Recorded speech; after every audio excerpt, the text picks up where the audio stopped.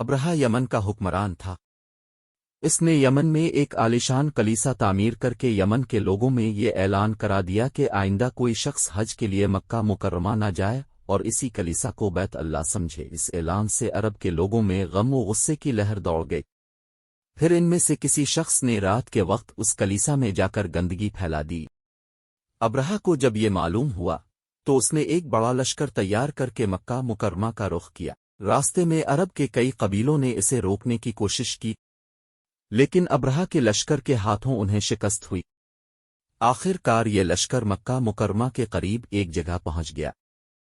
اگلی صبح جب اس نے بیت اللہ کی طرف بڑھنا چاہا تو اس کے ہاتھی نے آگے بڑھنے سے انکار کر دیا۔ اسی وقت اس کی طرف سے عجیب و غریب قسم کے پرندوں کا ایک غول آیا اور لشکر پر چھا گیا۔ ہر پرندے کی چونچ میں 3 کنکر تھے جو انہوں نے لشکر کے لوگوں پر برسانے شروع کر دیے۔ ان کنکروں نے لشکر کے لوگوں کے جسموں کو چیر کر رکھ دیا۔ یہ عذاب دیکھ کر سارے ہاتھی بھاگ کھڑے ہوئے۔ لشکر کے سپاہیوں میں سے کچھ وہی ہلاک ہو گئے اور کچھ جو بھاگ نکلے وہ راستے میں مر گئے۔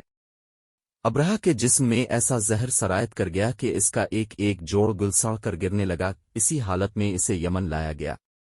وہاں اس کے سارے بدن سے خون بہہ بہہ کر ختم ہو گیا۔ اس کی موت سب سے زیادہ عبرتناک ہوئی۔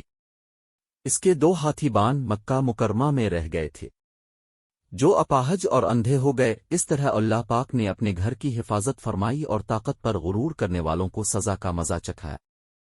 قرآن پاک کی سورہ فیل میں اللہ پاک نے اس واقعے کو یوں بیان فرمایا، کیا تو نے نہ دیکھا کہ تیرے رب نے ہاتھی والوں کے ساتھ کیا کیا ان کے مکر کو بیکار نہیں کر دیا اور ان پر پرندوں کے جھنڈ بھیج دیے جو انہیں مٹی اور پتھر کی کنکریاں مار رہے تھے، پس انہیں کئی ہوئے بھوسے کی طرح کر دیا۔